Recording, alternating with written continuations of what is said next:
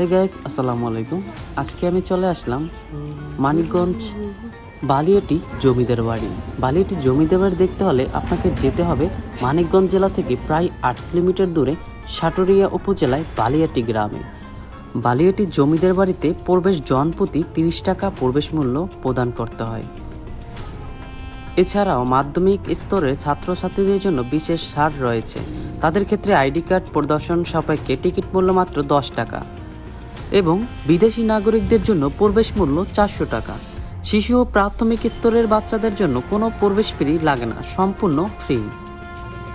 বালিয়াটি জমিদার বাড়ি সকাল 9টা থেকে বিকাল 5টা পর্যন্ত দর্শনার্থীদের জন্য খোলা থাকে।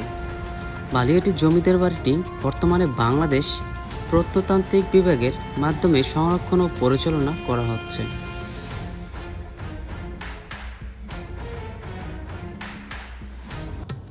বালিয়াটি জমিদার বাড়ি 7টি ঐতিহ্যবাহী স্থাপনা নিয়ে বালিয়াটি জমিদার বাড়ি গৌরবের সাক্ষী হয়ে মাথা তুলে দাঁড়িয়ে আছে। দৃষ্টিনন্দন এই জমিদার বাড়ির বিভিন্ন ভবন এক একজন উত্তরাধিকারীদের মাধ্যমে পৃথক পৃথক সময়ে নির্মিত হয়েছে। বালিয়াটি জমিদার বাড়ির কেন্দ্রীয় ব্লকে রংমহল খ্যাত ভবনে জাদুঘর গড়ে তোলা হয়েছে। বালিয়াটি প্যালেস নামেও পরিচিত এই জমিদার বাড়ি। ঐতিহ্যবাহী প্রাসাদের চত্বরটি প্রায় 16,554 বর্গমিটার এলাকা জুড়ে অবস্থিত। জমিদার বাড়ির প্রবেশ ফটকের দুই পাশে স্থাপিত রয়েছে দুটি সিংহের মূর্তি। জমিদার বাড়ির মূল ফটক দিয়ে প্রবেশ করলেই সুপ্রস্ত সবুজের ঢাকা আঙিনা চোখে পড়ে। বালিয়াটি জমিদার বাড়ি ঢাকার খুব নিকটে অবস্থিত। 19 শতকের স্থাপত্য কৌশলের একটি অন্যতম নিদর্শন। বালিয়াটি জমিদার বাড়িটি প্রায় 200 বছরের পুরনো ইতিহাস ঐতিহ্যের সাক্ষী হয়ে দাঁড়িয়ে আছে।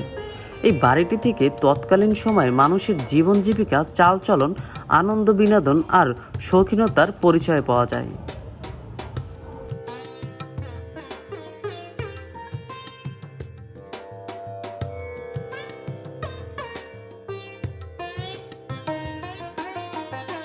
সামনের 4টি প্রাসাদ ব্যবহৃত হতো ব্যবসায়িক কাজে। এই প্রাসাদের পিছনের প্রাসাদকে বলা হয় আনন্দমহল, যেখানে বসবাস করত তারা। চলুন ঘুরে আসি।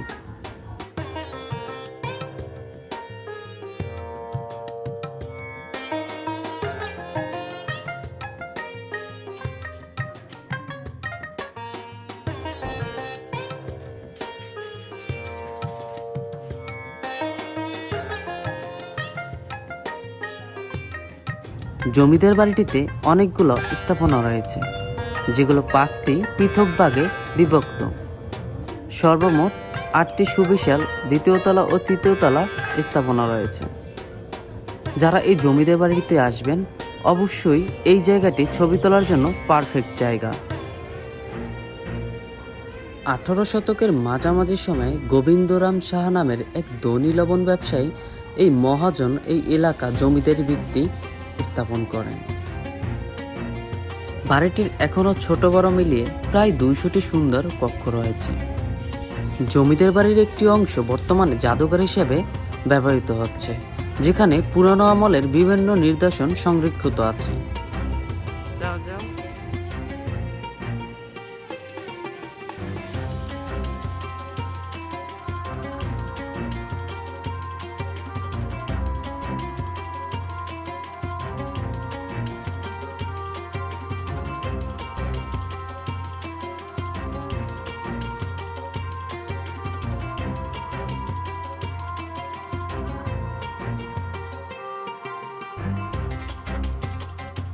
বালিয়াটি জমিদার বাড়ি বা বালিয়াটি প্রাসাদ একটি চমৎকার জায়গা।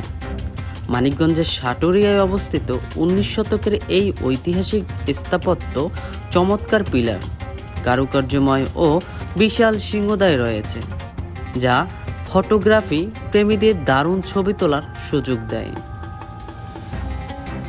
ছবি তোলার জন্য সকালের নরম আলো বা বিকালের গোধূলি লগ্নে ছবি তোলার জন্য সেরা সময়। মিউজিয়াম ও এর ভিতরে খোলামেলা চত্বর ফ্রেমবন্দির জন্য বেশ চমৎকার। সময় যেন এখনও থেমে আছে, প্রতিটি ইট কাঠ যেন কথা বলে অতীতের গল্প। যারা বাংলা ঐতিহ্য ও স্থাপত্য দেখতে ভালোবাসেন, তাদের জন্য এটি এক অসাধারণ গন্তব্য। বালিয়াটি জমিদার বাড়িতে এখনো 5টি কুয়া আছে। যদিও কুয়াগুলো ভরাট হয়ে গেছে, তারপরেও আপনি ঘুরতে গেলে দেখতে পাবেন।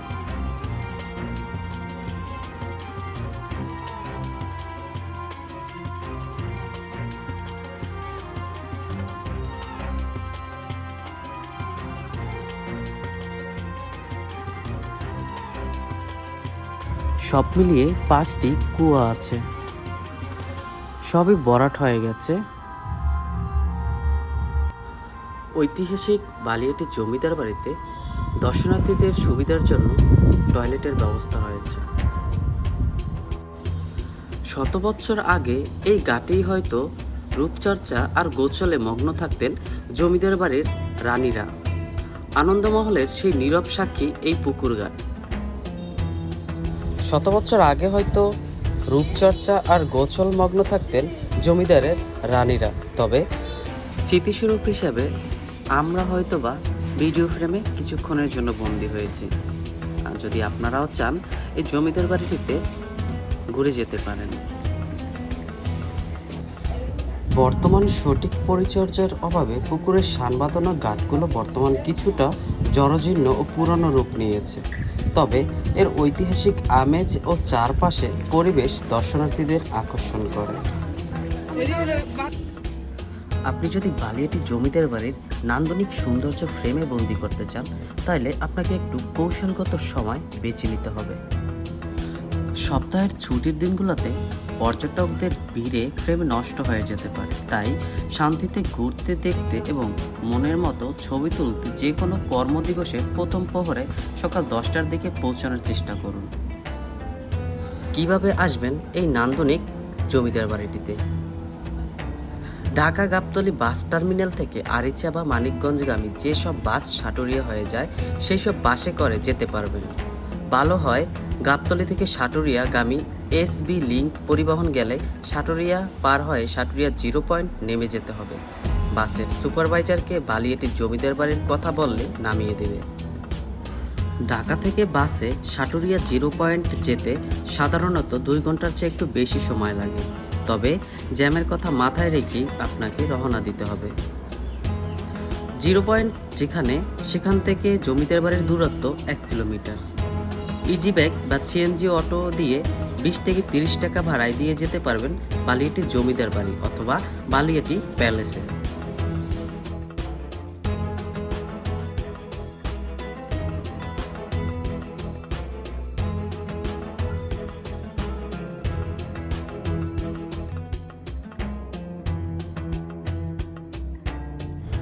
দৃষ্টিনন্দন এই বালিয়াটি জমিদার বাড়িতে এখনও যারা আসেননি, আপনি চাইলে আপনার প্রিয়জন, আপনার ফ্যামিলি, বন্ধুবান্ধব নিয়ে সুন্দর সময় কাটিয়ে যেতে পারেন। এছাড়াও প্রাকৃতিক পরিবেশ উপভোগের জন্য কাছাকাছি থাকা সাটুরিয়া ডিসি পার্কেও ঘুরে আসতে পারেন। ভিডিও ভালো লাগলে অবশ্যই চ্যানেলটি সাবস্ক্রাইব করে দেবেন। ধন্যবাদ।